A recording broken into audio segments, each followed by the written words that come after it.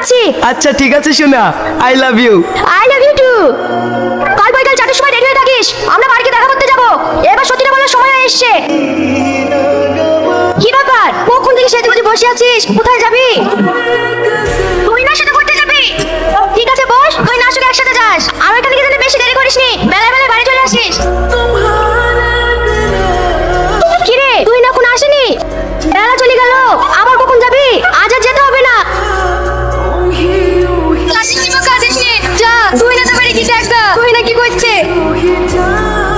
তুই না তো কখন চলে গেছে, তুই এখনো যাসনি?